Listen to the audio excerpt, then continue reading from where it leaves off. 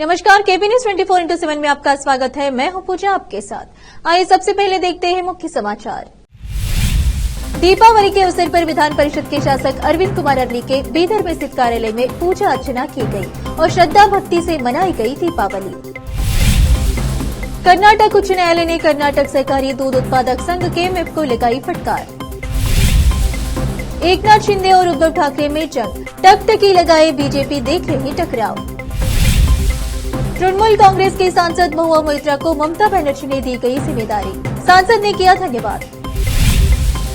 कांग्रेस सदन का नाम बदलकर कर दो अन्ना सदन, पार्टी के अल्पसंख्यक घोषणा पत्र पर असदुद्दीन ओवैसी ने कसा तंज। टीएमसी नेता की हत्या के बाद पश्चिम बंगाल में स्थिति तनावपूर्ण, संदिग्ध की पीट कर हत्या।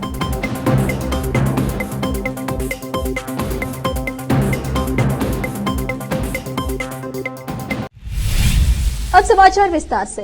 आज सोमवार 13 नवंबर को दीपावली के इस अवसर पर विधान परिषद के शासक अरविंद कुमार अरली के बीदर में स्थित कार्यालय में पूजा अर्चना की गई और श्रद्धा भक्ति के साथ दीपावली उत्सव मनाया गया। इस अवसर पर अरविंद कुमार अरली ने अपने परिवार के साथ पूजा की, वाहनों की पूजा की। इस अवसर पर अरविंद कुमार अरली ने केबी न्यूज से बात करते हुए बीदर, कर्नाटक और देशवासियों को दीपावली त्योहार की बधाई व शुभकामनाएं दी और कहा कि मैं प्रार्थना करता हूं कि आने वाले दिनों में लोग और विशेष तौर पर किसान भाई अपने जीवन में आशा भाव के साथ आगे बढ़े और कठिनाइयों को भुलाकर अपने जीवन में प्रसन्न रहे।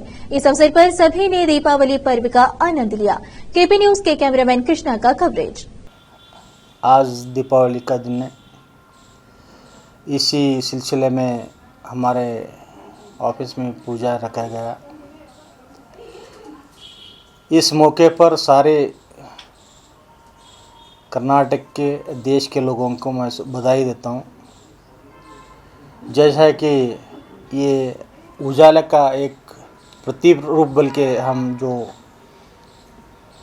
ईद मनाते हैं इसलिए मनाते हैं कि एक खुशी के मौके पे अच्छा होना बल्कि ये हम करते हैं। मैं यही दुआ करता हूँ आने वाले दिनों में सभी किसान भाई हो, कॉमन पीपल हो, अपने जीवन में कोई भी गलत सोचना नहीं, हम आशा भाव से हम आगे बढ़ना, उससे हमारे जीवन में कुछ पाने के लिए होता है। जैसा कि वन डे में अंधेरे भी होता। कर्नाटक उच्च न्यायालय ने आरक्षित श्रेणी के एक उम्मीदवार को सिर्फ इसीलिए सामान्य श्रेणी में स्थानांतरित करने के लिए कर्नाटक सहकारी दूध उत्पादक संघ KMF को फटकार लगाई है, क्योंकि नौकरी आवेदन के साथ उसने जो सामाजिक स्थिति प्रमाण पत्र ऑनलाइन अपलोड किया था उसकी लिखावट अधिकारियों के समझ नहीं आई। यह माना गया कि प्राकृतिक न्याय का सिद्धांत यह कहता है कि राज्य एजेंसी को उम्मीदवार से अधिक सुपाठ्य प्रमाण पत्र प्रस्तुत करने के लिए कहना चाहिए था। मुख्य न्यायाधीश प्रसन्ना B. वार्ले और न्यायमूर्ति कृष्णा S. दीक्षित की खंडपीठ ने अपने हालिया फैसले में कहा, हम यह समझने में असफल हैं कि अगर फेडरेशन ने अपीलकर्ता से यह सुपाठ्य प्रमाण पत्र को वेब होस्ट करने के लिए कहा होता तो क्या आसमान टूट पड़ता। कर्नाटक भाजपा के नवनियुक्त अध्यक्ष विजेंद्र ने सोमवार को पूर्व सीएम व पार्टी के वरिष्ठ नेता SM कृष्णा से मुलाकात की। बाद में संवाददाताओं से बातचीत में विजेंद्र ने कहा कि वे राज्य के वरिष्ठ नेता हैं। मैंने उनसे आशीर्वाद लिया और आगामी लोकसभा चुनाव में पार्टी की ज्यादा सीटों के लिए सहयोग मांगा। भारतीय जनता पार्टी के कर्नाटक प्रदेश के नवनियुक्त अध्यक्ष BY विजयेंद्र ने सोमवार 13 नवंबर को जनता दल सेक्युलर JDS के संरक्षक HD देवेगौड़ा और पूर्व मुख्यमंत्री बसवराज बोम्माई से मुलाकात की। इस दौरान विजयेंद्र ने देवेगौड़ा के पैर छूकर उनसे आशीर्वाद भी लिया और उनको शाल, माला और गुलदस्ता भी भेंट किया। न्यूज एजेंसी भाषा के मुताबिक बीजेपी के कद्वार नेता और पूर्व सीएम BS येदियुरप्पा के छोटे बेटे विजयेंद्र को गत 10 नवंबर को इस पद पर नियुक्त किया था। वह 15 नवंबर को औपचारिक रूप से पदभार संभालेंगे। भारतीय जनता पार्टी के कर्नाटक प्रदेश के नवनियुक्त अध्यक्ष विजेंद्र ने कहा कि दिवाली के मौके पर मैंने पूर्व मुख्यमंत्री और वरिष्ठ नेता बसवराज बोम्माई से मुलाकात कर उनका आशीर्वाद लिया और उनसे निरंतर मार्गदर्शन करने का आग्रह किया। नवनियुक्त अध्यक्ष विजेंद्र ने कहा कि बोम्माई खुश है कि बीजेपी के राष्ट्रीय नेताओं ने एक बेहतर निर्णय लिया है जिससे राज्य की बीजेपी यूनिट को बड़ा फायदा होगा। अध्यक्ष ने कहा कि उन्होंने कहा कि वह हमेशा हमारे साथ रहेंगे। पूर्व सीएम ने यह भी कहा कि आगामी लोकसभा चुनाव बेहद अहम है क्योंकि यह देश के भविष्य को आकार देंगे। हमें एकजुटता के साथ इस चुनाव का मुकाबला करना होगा। उन्होंने कहा कि वह मेरे नेतृत्व में पार्टी को मजबूत करने के लिए राज्य भर में यात्रा करेंगे। अब फिलहाल लेते एक छोटा सा ब्रेक।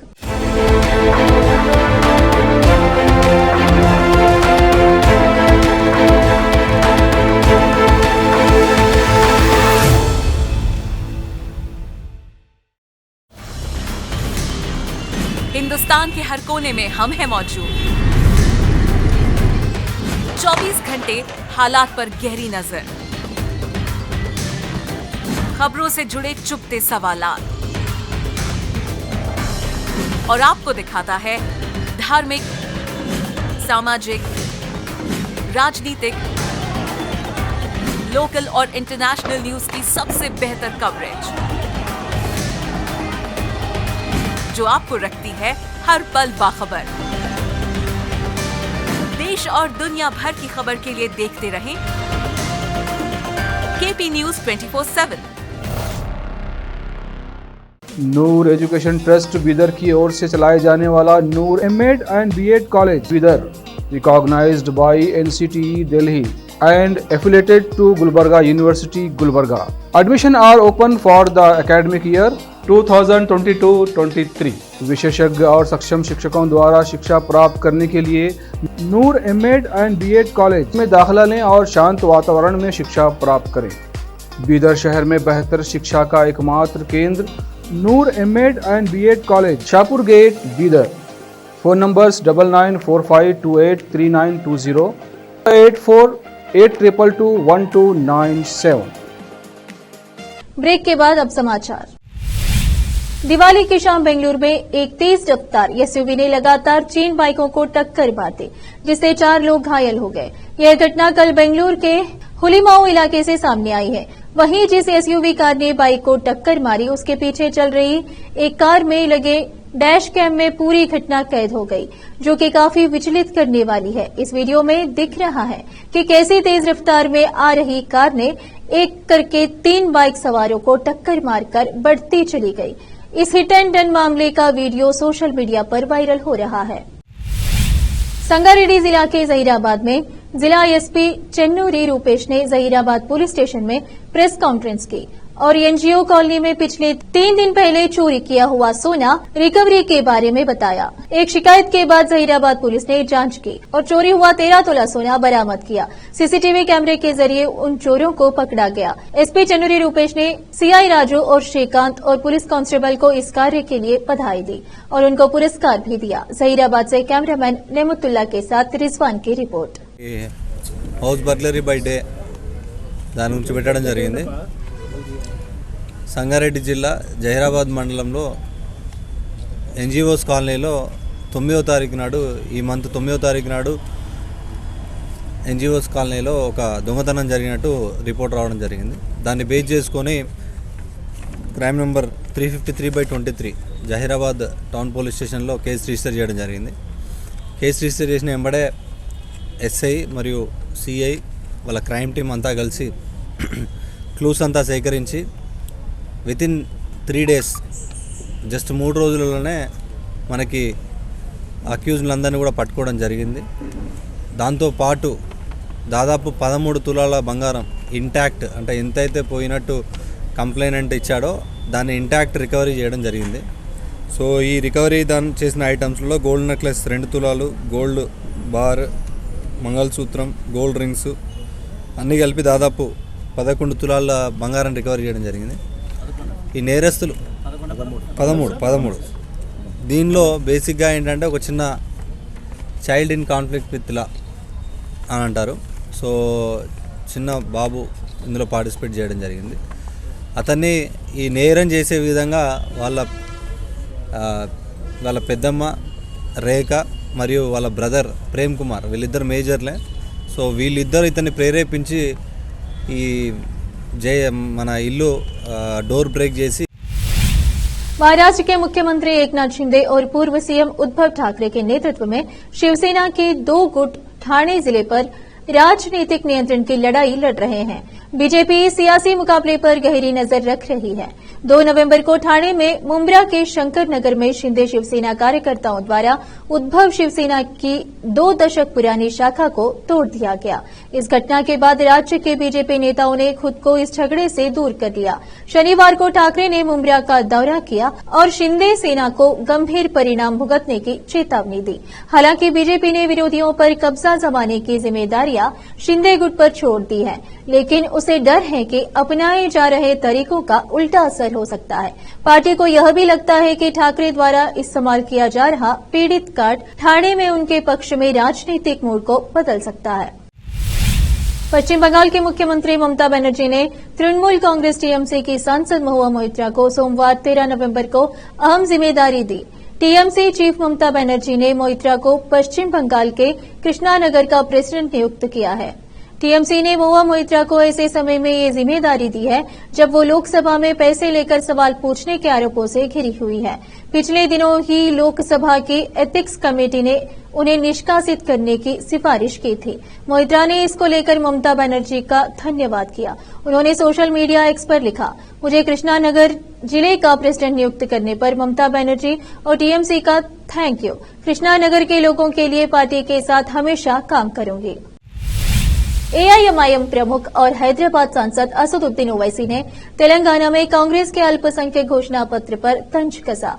उन्होंने कहा कि कांग्रेस को अपने कांग्रेस सदन का नाम बदलकर आरएसएस अन्ना रख देना चाहिए। तेलंगाना में 30 नवंबर को वोटिंग होने वाली है। इसके लिए बीजेपी, कांग्रेस और बीआरएस के बीच त्रिकोणीय मुकाबला देखने को मिल रहा है। एआईएमआईएम प्रमुख ने कहा, कांग्रेस सदन को नया नाम दिया जाना चाहिए। आरएसएस अन्ना उन्होंने ऐलान किया है कि वे हैदराबाद में एक नया शहर बनाएंगे और हैदराबाद घोषणा करेंगे। मुझे पूरा यकीन है कि आरएसएस से आया हुआ शख्स हमारे इस क्षेत्र को उजाड़ना चाहता है और यहां तोड़फोड़ करना चाहता है। ओवैसी लगातार कांग्रेस पर निशाना साध रहे हैं। दूसरी ओर कांग्रेस एआईएमआईएम को बीजेपी की टीम बताकर उस पर हमला बोल रही है। अब फिलहाल लेते हैं एक छोटा सा ब्रेक।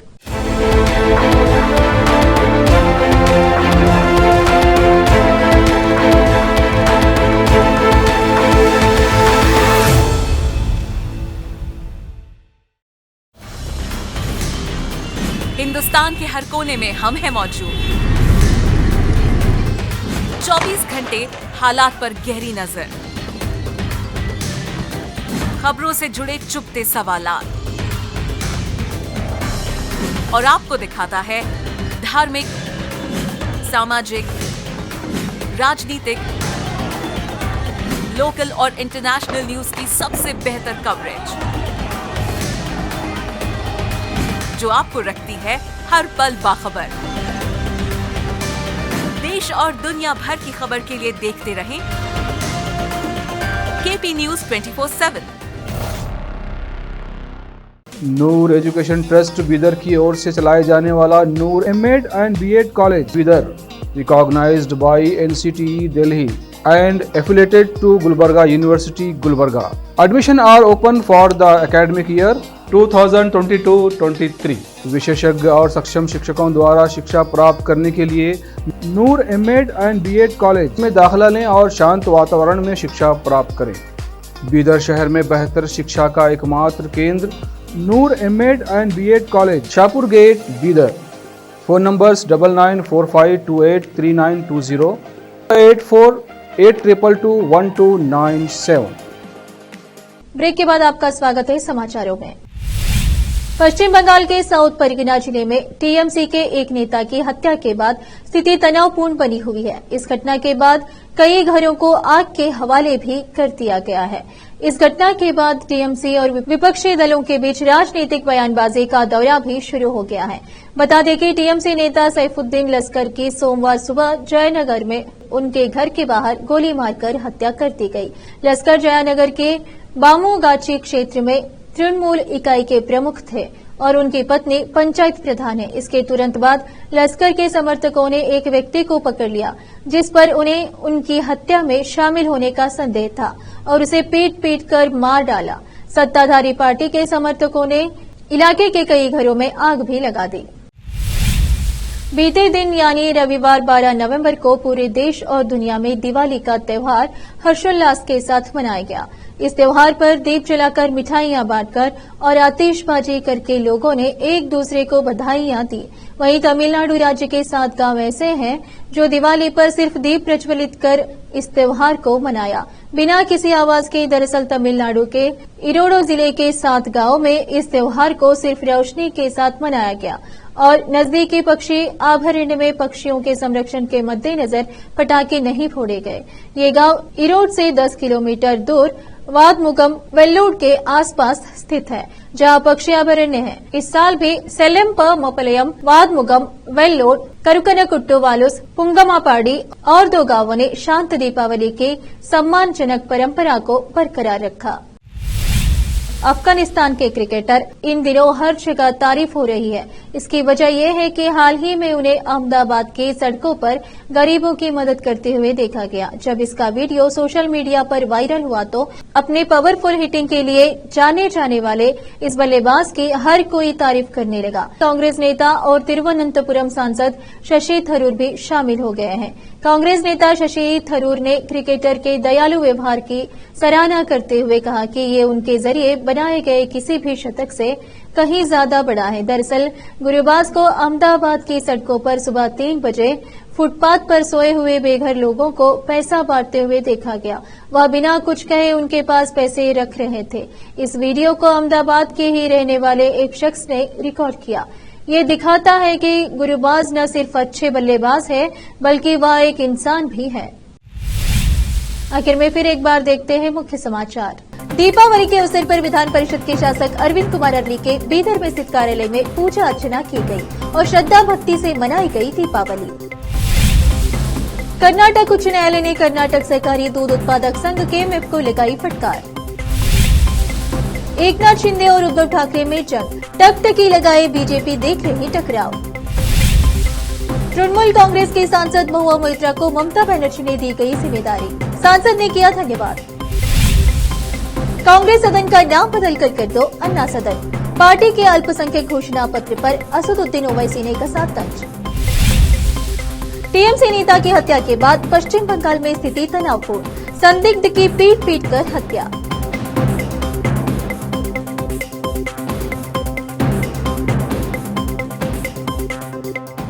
केपी न्यूज में इतना ही। देश प्रदेश के समाचारों के लिए देखते रहिए केपी न्यूज 24/7। धन्यवाद।